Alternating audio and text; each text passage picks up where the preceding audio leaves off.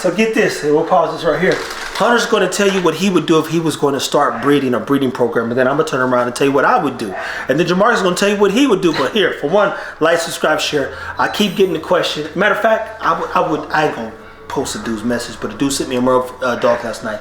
He said, I'm trying to get into the bully game myself.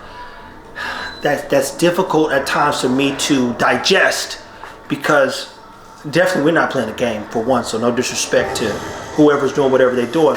But the other part is I think he was asking in a roundabout way, how do I become successful at this?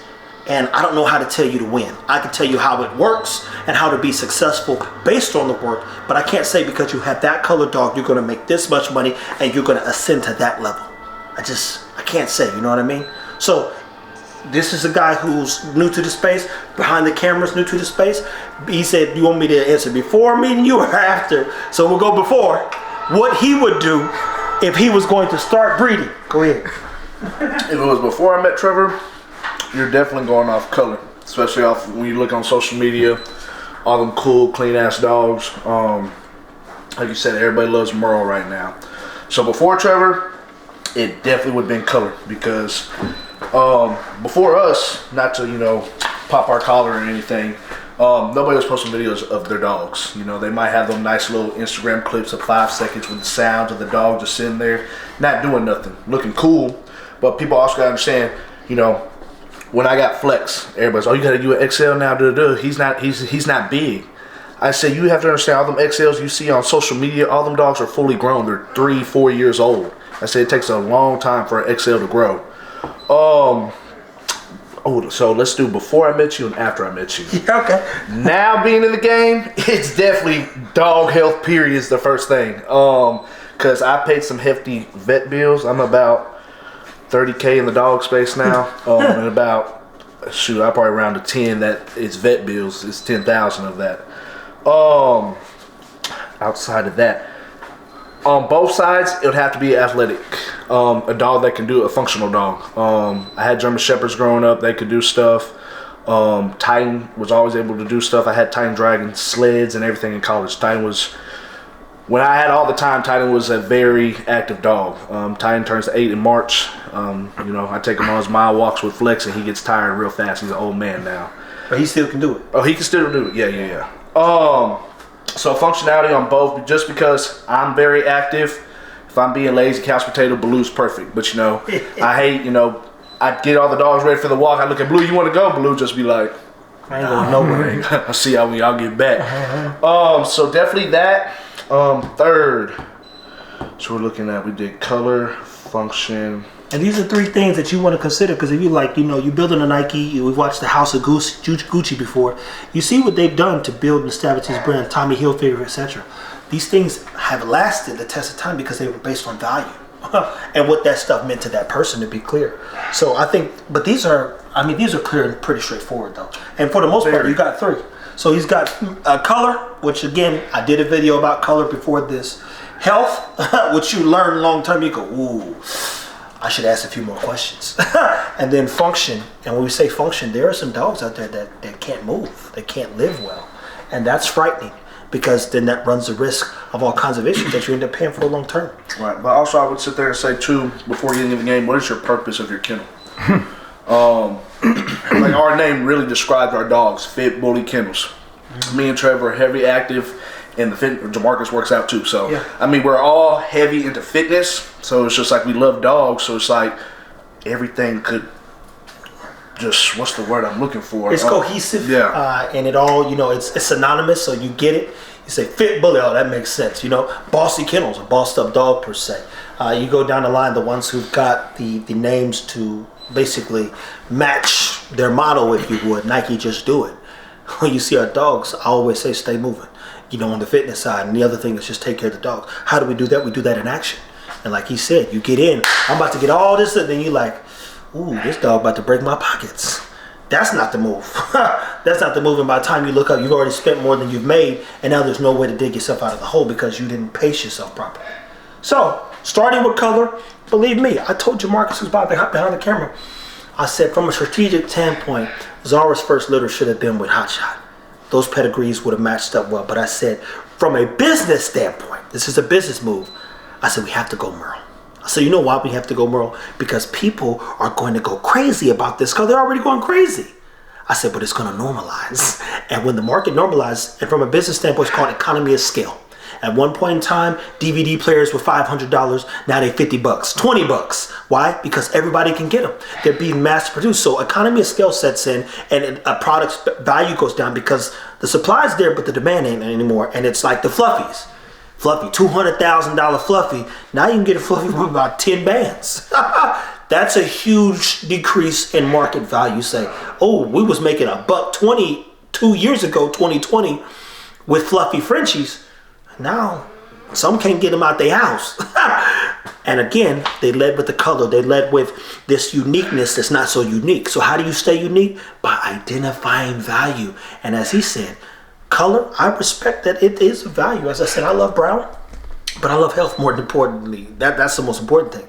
So when I said we've got to get the Merle and then work through it, and we're going to build it over 5 years so people right now, I answered another message last night, when can I get an ego pup? I said, he's maybe got 3 breedings ever. So if you get one, good luck. I said, because you getting a dog off ego is the least of my concern, to be clear. I have a very specific goal for him, and I don't care what nobody wants. He ain't breeding outside, and he's got to do this specific thing for me long term, period. And my job is to keep him healthy. And like I said, I want him to live about 20 if I can. See if I can stretch that thing out and keep him as healthy as possible. So you would have started with color, which makes sense because in 2020, and even before that, still, they're like, I got this color, that color, this color. And you're hearing it constantly, right? You're hearing it constantly. Well, that dude just sold on such and such for 10 bands. Mm-hmm. That sounds good, but it's a lot more that goes into it, to be clear. Let's get Jamarcus over here. And Jamarcus, what would you have started with? So the first thing, if I would have gotten this, because to be clear, I knew absolutely nothing. I knew the very basics of an average dog owner, was like, just get a dog, make sure you feed it, take it out for walks every now and then just kind of hang out on the couch for the most part. Mm-hmm. So before FBK, what I would have done, if I was going to start breeding, I would have focused on the money aspect, like most of y'all do. And that's the thing, that's the wrong place to start, to be very clear.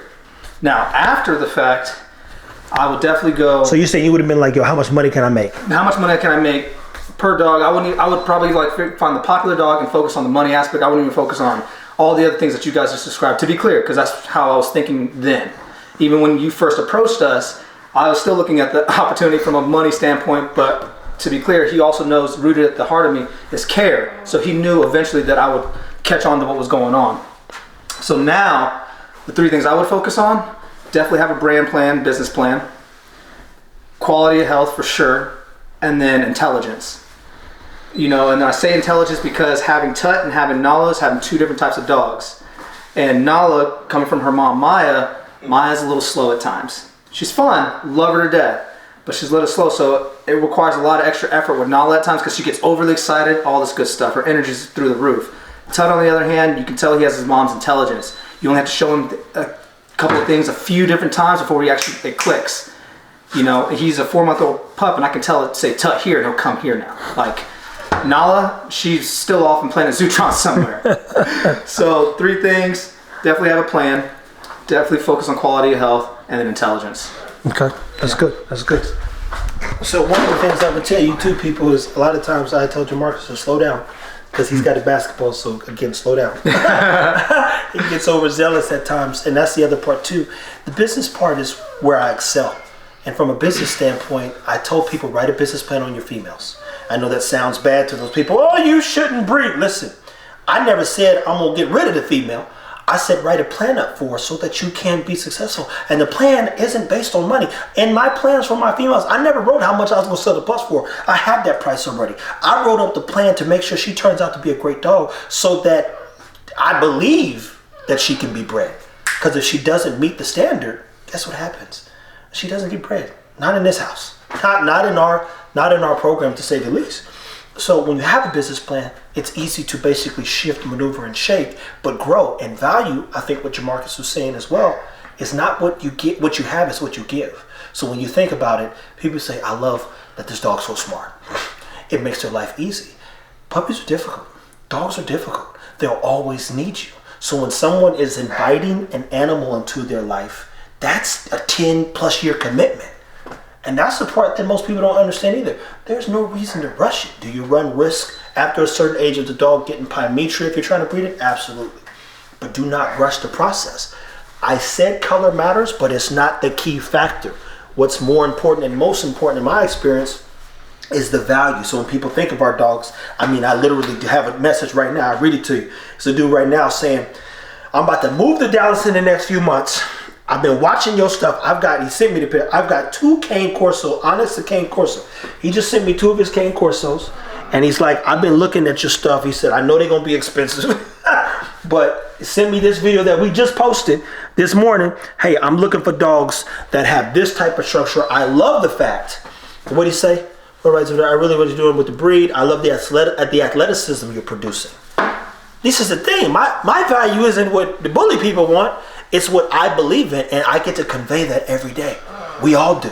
And I get the messages. I can go down the line. They're like, I need a Bam Bam child. I'm gonna know you don't. You want to do that work. Because the dogs ain't gonna do it on themselves. They gotta believe in you. Just like I believe in them. But at anywho, because we've now identified, again, care, honesty, and then we always do the work. And then we get to showcase that with education, which is our business is a breeding business. When people reach out and say, I'm trying to get into the bully game, it really I type the message out and have to untype it and be like, man, whatever you're doing, good luck. Because I be wanting to say, like, this ain't a game. I'm not playing the way y'all playing.